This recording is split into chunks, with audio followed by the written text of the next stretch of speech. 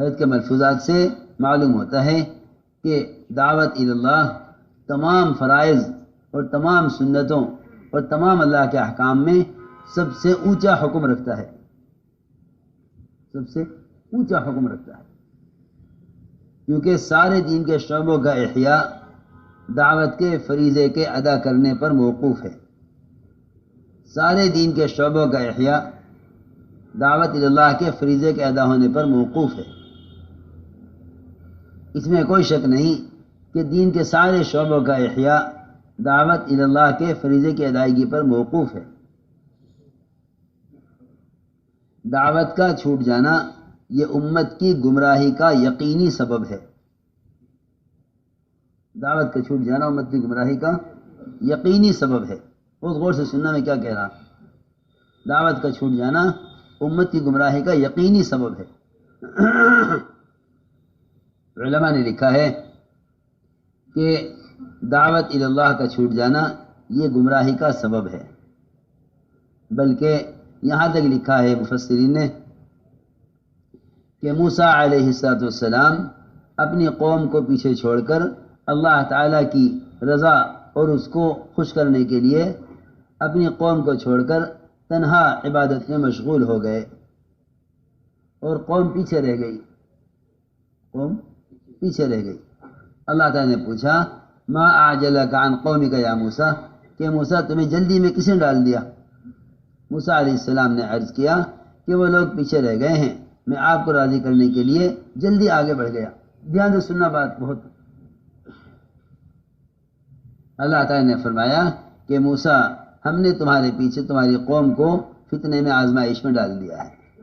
علماء نے لکھا ہے وجہ یہ ہوئی کہ موسیٰ علیہ السلام بجائے قوم کو ساتھ لے کر آنے کے قوم کو چھوڑ کر آ گئے، قوم کو چھوڑ کر آ گئے۔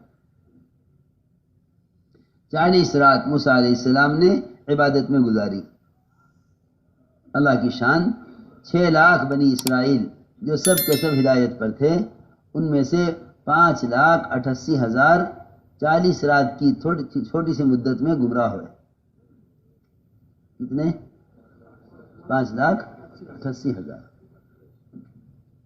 5,88,000 بنی اسرائیل گمراہ ہوئے اس تھوڑی سی مدت میں۔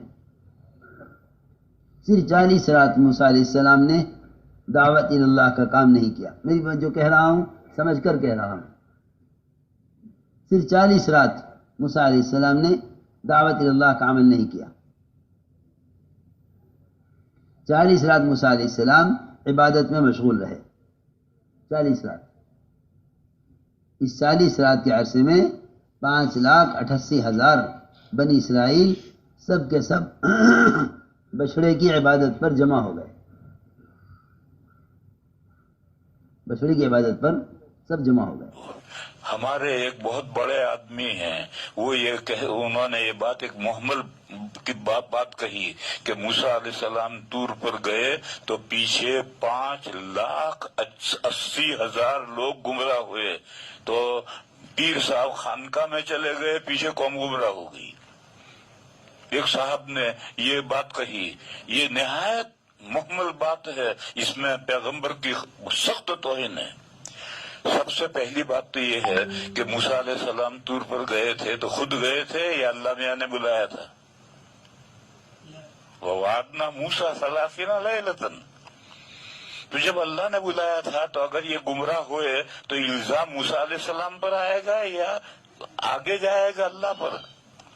کس پر الزام آئے گا؟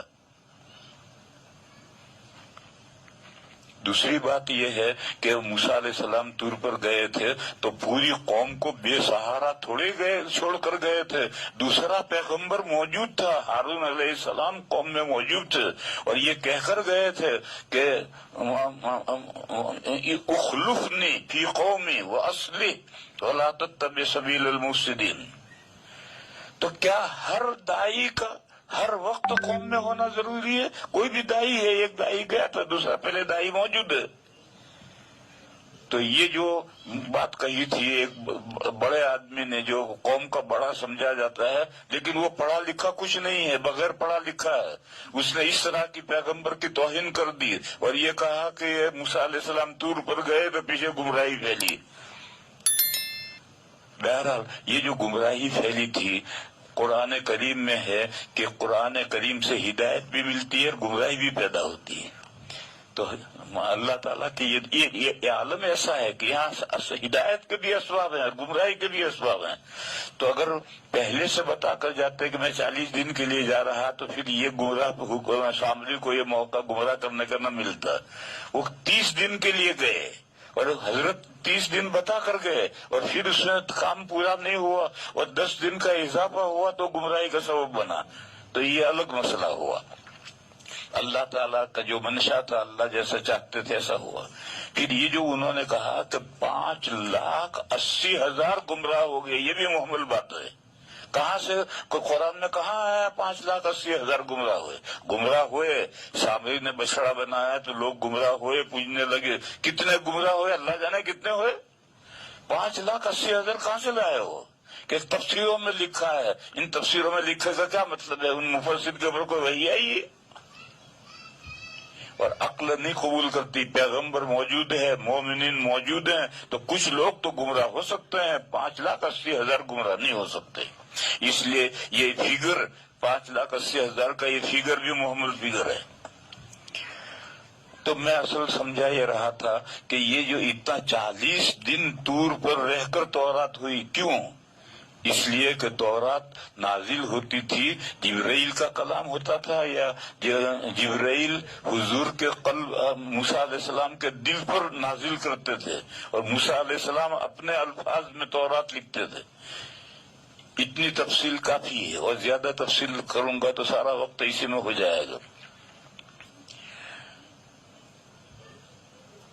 تو حضرت نانوتوی قدس سرہ نے یہ بات لکھی ہے اور تمام تفسیروں میں اس کے خلاف ہوگا، مگر ان کے پاس دلیل کچھ نہیں، بس ایک آدمی لکھتا جاتا ہے تو سب نقل کرتے جاتے ہیں کہ یہ سادے کا سب کتابیں اللہ کا کلام، اللہ کا کلام، اللہ کا کلام، یہ سب نقل کرتے جاتے ہیں، دلیل کسی کے پاس کچھ نہیں۔